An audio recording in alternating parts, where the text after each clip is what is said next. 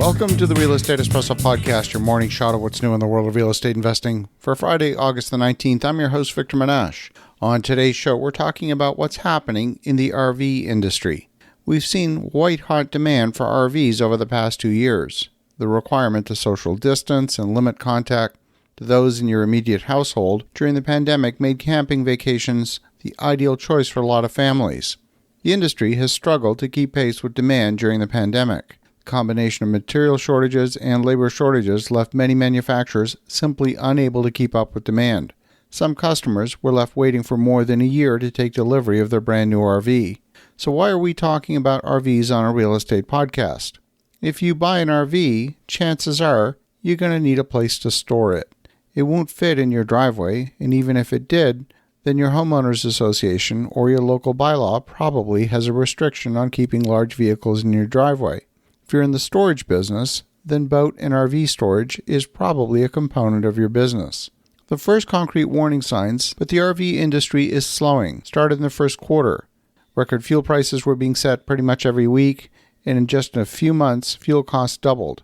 Today, those higher fuel prices were enough to cool a booming market, but the double whammy came with the Federal Reserve's major increase in interest rates.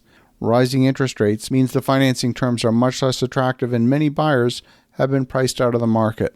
So what COVID couldn't do and supply chain couldn't do, and what all others failed to do, rising fuel costs and interest rates have done to take the luster out of the RV industry. It really slowed what was a record year of production in the RV industry.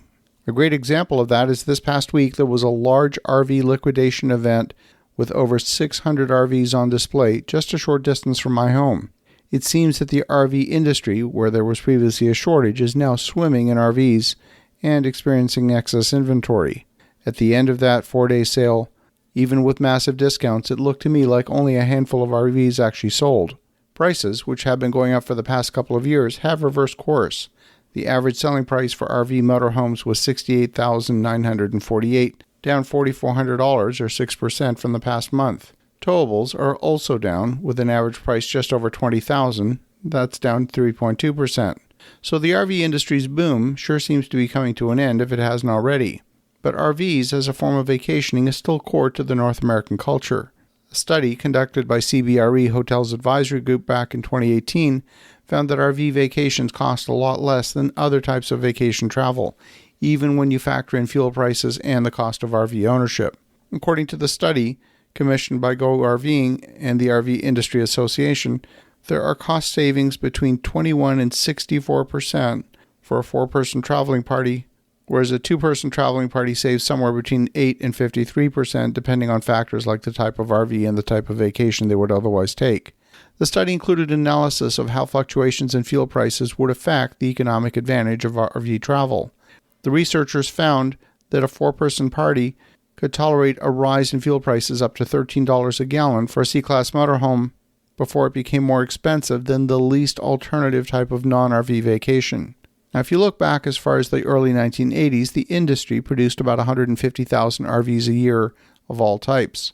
By the late 1980s and in the early 90s, annual shipments were in excess of 200,000 a year. By 2006, annual shipments reached 400,000 before falling back in 2009 during the Great Recession to 165,000 units. Since then, the industry's been steadily growing over the past decade, and in 2021 shipped 600,000 units, an all-time record. For this year, 2022, shipments are expected to shrink 50,000 units compared with last year, and expected to end the year at around 550,000 units being shipped. Another study by the RV Industry Association found that RV ownership has increased over 62% in the last 20 years, with a record 11.2 million RV households. That's split pretty equally between those over and under the age of 55. The fastest growing group is the 18 to 34-year-old group, who now make up 22% of the market. In addition to that, there's an incredible 9.6 million households saying that they intend to buy an RV within the next 5 years. So you could expect continued growth in the industry.